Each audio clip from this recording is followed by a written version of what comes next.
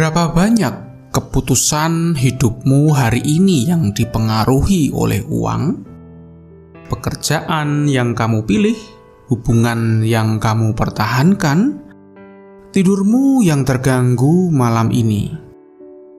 Uang bisa menjadi berkat, tapi ia juga bisa diam-diam menjadi tuan atas hidupmu.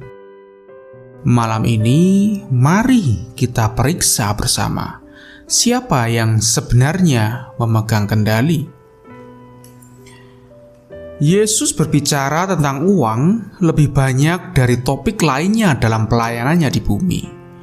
Bukan karena uang itu jahat, tapi karena ia tahu betapa kuatnya daya tariknya atas hati manusia. Ia berkata dengan sangat tegas, "Tak seorang pun dapat mengabdi kepada dua tuan. Kamu tidak dapat mengabdi kepada Allah dan kepada Mamon." Mamon, kata Aram untuk kekayaan dan materi. Yesus tidak berkata uang itu dosa. Ia berkata, jangan biarkan uang menjadi tuanmu. Di zaman sekarang, jebakannya sangat halus. Kita bekerja lebih keras untuk membeli hal-hal yang kita pikir akan membuat kita bahagia. Lalu, kita butuh lebih banyak lagi untuk mempertahankan gaya hidup itu.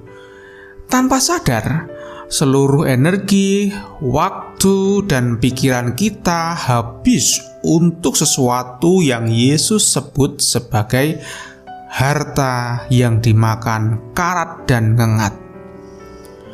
Janganlah kamu mengumpulkan harta di bumi, tetapi kumpulkanlah bagimu harta di sorga. Ini bukan ajakan untuk menjadi miskin. Ini ajakan untuk memeriksa kemana hatimu terikat. Ingat orang muda yang kaya dalam Markus 10? Ia datang kepada Yesus dengan pertanyaan yang serius.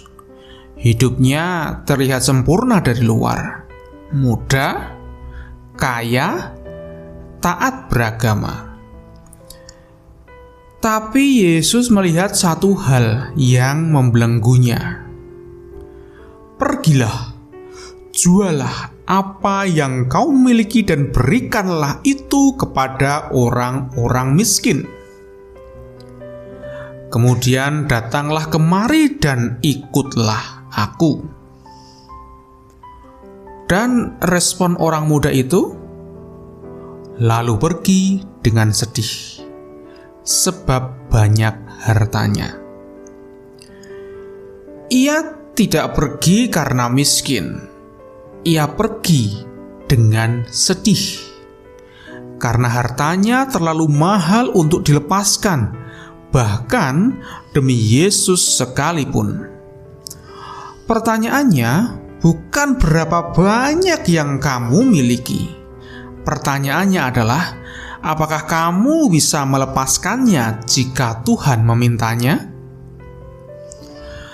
Sahabat, Tuhan tidak anti kekayaan. Abraham kaya, Ayub kaya, Salomo kaya. Tuhan memberkati mereka. Tapi hati mereka tetap melekat pada Tuhan, bukan pada hartanya. Paulus merumuskannya dengan indah. Aku tahu apa itu kekurangan, dan aku tahu apa itu kelimpahan.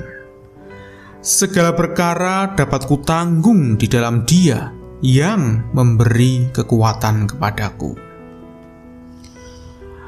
Kebebasan sejati bukan ketika kamu punya segalanya. Kebebasan sejati adalah ketika kamu bisa bersyukur dengan apa yang ada dan tidak hancur ketika kehilangan apa yang pergi. Malam ini, periksa hatimu, bukan rekeningmu. Sebelum tidur malam ini, tanyakan satu hal kepada Tuhan dengan jujur. Tuhan, adakah sesuatu dalam hidupku yang lebih aku percayai daripada Engkau, termasuk uang dan kekayaanku? Biarkan ia menjawab, dan biarkan jawaban itu membebaskanmu. Tulis di kolom komentar bagaimana kamu menjaga keseimbangan antara bekerja keras dan tetap mempercayai Tuhan sebagai sumber hidupmu.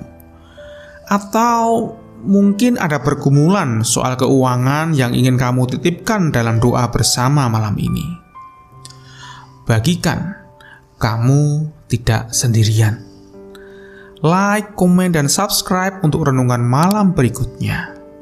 Selamat beristirahat, Tuhan Yesus memberkati.